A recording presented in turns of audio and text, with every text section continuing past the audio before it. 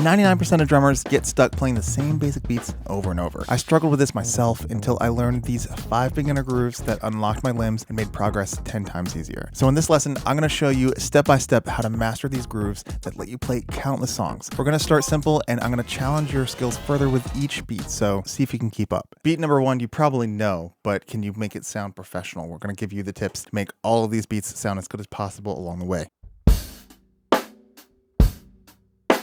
By the way, notation for this lesson is free.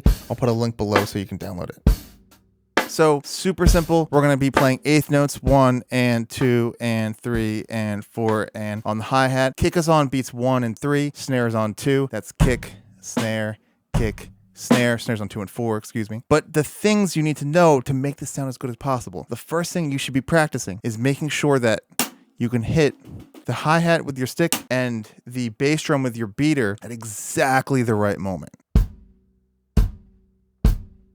You don't want any of this. Here are the kick drums first or hi-hat first. None of that. You want them completely together and practice just that. Same goes for both your hands, so hi-hat and snare. You want your snare drum to be loud, so play that snare drum dead center. I'm playing rim shots, and I'm going to show you how to play those rim shots a little bit later. But first, let's not even worry about that. I want you to get your hi-hat quiet.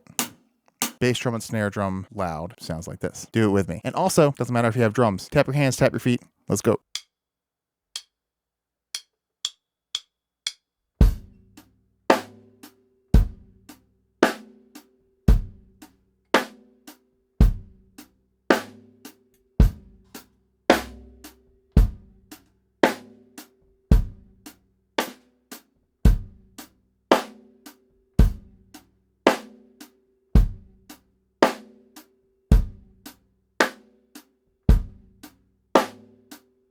Beat number 2, we're going to take the same framework. The framework is an eighth note beat. We're playing eighth notes on the hi-hat, 2 and 4 with a snare. We're going to start changing the placement of the kick drum. So for beat number 2, we're placing the kick drum on the 1, the and of 2, and the and of 3. That's 1 and 2 and 3 and 4 and 1 and 2 and 3 and 4 and. I would sing the beat, play it without the hi-hat, and get a feel for it. And like, I literally sing it out loud, which means do da do do da do da do. Do da and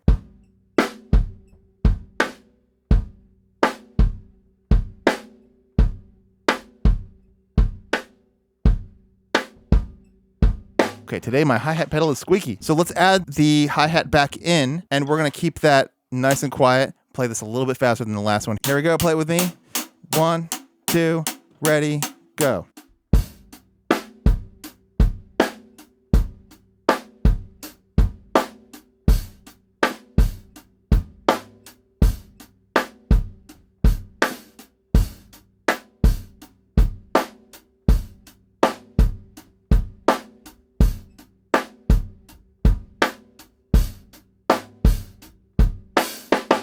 Now, before we get to those rim shots, like I said, we have a couple elements I want you to get first. Now, you should be pressing down hard with your left foot on the hi-hat pedal. What I do is I'm kind of on my tippy toes. Ball of my foot is adding pressure, so it's nice and tight. You don't want it to be just resting your foot and it's just splashy. That, to me, that's an open hit right there. That's not closed. Even though the cymbals are closed, it's sizzly, it's not closed. So, like, get on that ball of your foot, press down. Get it nice and tight. Now, beat number 3, we're going to introduce a little bit of extra spice. All right. This is where we get into making your beats have some flavor. And that means we're adding ghost notes. Ghost notes are the spice of your drumming. Just little tiny notes. No idea where the term came from, but just ghost in it. Like it's barely there. And that's where it came from. Beat number 3, we're going to simplify the kick drum pattern. It's going to be on the 1 and the and of 3. Boom, dot, and 4 and 1 and 2 and 3 and 4. But we're adding some ghost notes on the A of 2, E of 3, like this.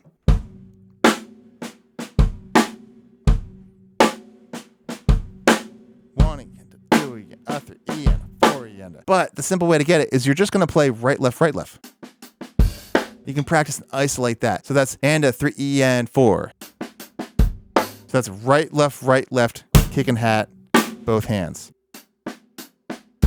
And I would suggest you just isolate that. Right, left, both.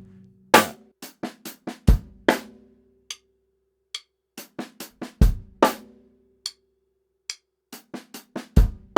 Then get that hi-hat going. Play 1 and 2, kick and snare. Do it with me. Ready, go.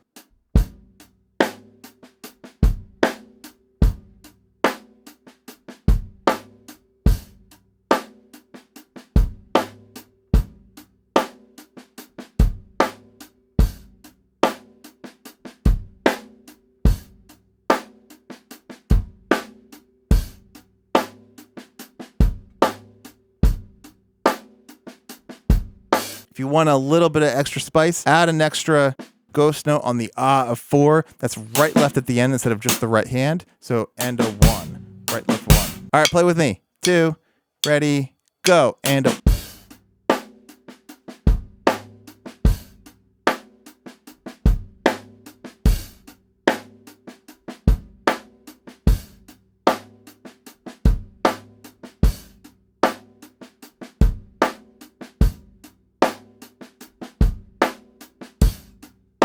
Don't forget to grab that PDF with all the notation so you can practice this on your own below. And hit subscribe so you don't miss the next lesson. Beat 4, we're going to start pushing the speed. And I think especially for this, the rim shots still don't matter yet. Now, what I want you to do is start to play down and up with your hi-hat. This is a tricky thing to do. You need to practice it slow at first, like this. Down, up, down, up. Your wrist is going down more, and this almost stays in one place. Not quite, but you're going to hit the side of the stick on the edge of the hi-hat when it comes down. Then you lift from the wrist. When you do that, the tip of the stick goes down. See that? And I would practice that with all of these beats.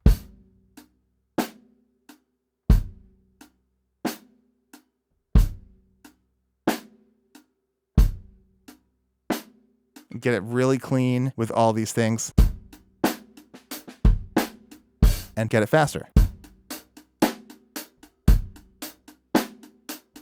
And we're going to take this to the next level with the 5th beat of today, but beat 5 at speed sounds like this.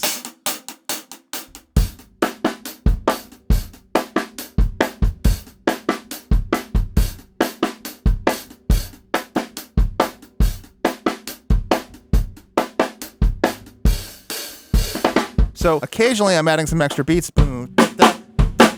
which is the and 1, which is not written, but this is that like classic 50s kind of style beat. The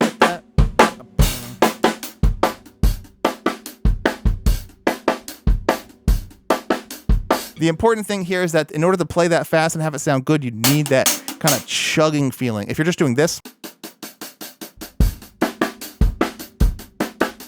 it sounds really stiff. It's not gonna like feel good to play or feel good to listen to. So the down-up motion is super important. Make sure you spend a lot of time on that. Now, we talked about rim shots for beat number 5, and we're gonna combine that with some of our previous techniques as well. So to play a great rim shot, now you wanna hit the center of the snare, but you need to hit the tip of the stick in the center of the snare at the same time that the side of the stick hits the rim. So the trick to this, to help you like nail that sound, because it activates both at once and it creates an amazing cracking sound. The trick is to hit just the rim and stop. So you can see how the stick is kind of up. And then I'm going to tilt down a little bit. Hit just the rim, tilt down a little bit. Hit just the rim, tilt down a little bit. Ooh, oh, there it is. And when you hit it right, you just know it because it sounds different and it feels different.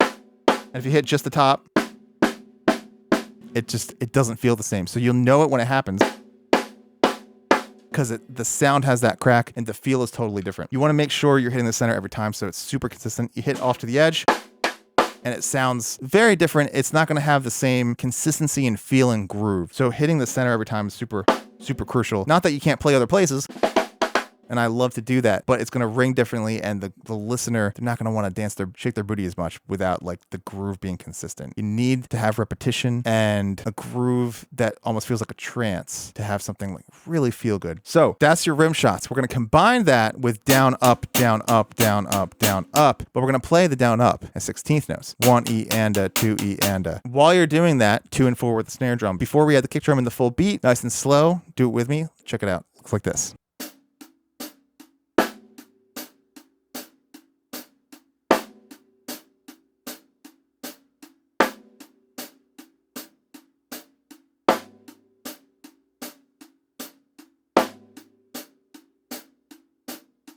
Again, make sure you've mastered it really slowly before you even attempt that speed. And we want to get it up to this speed. It gets smaller and smaller. You can play it big, kind of like Dave Grohl style if you want to, but as you play faster, it's got to get smaller. Here's the tempo I want you to get it to. Don't worry if this doesn't happen over the next 30 minutes. It's going to take a couple of days or weeks.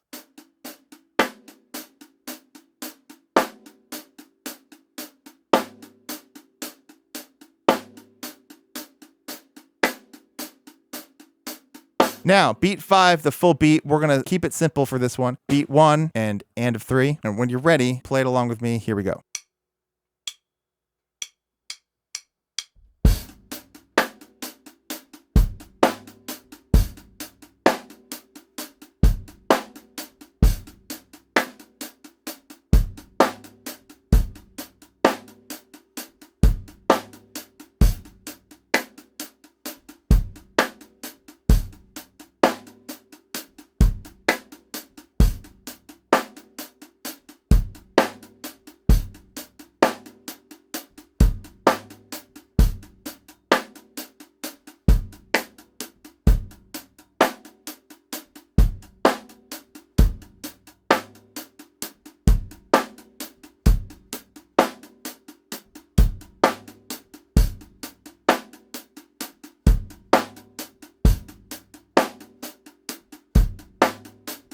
None of this works if your technique is sloppy, so you need to prioritize fixing that right away. But how do you do that? Watch this video next, where I'll show you exactly what to do to take your hand technique to the next level.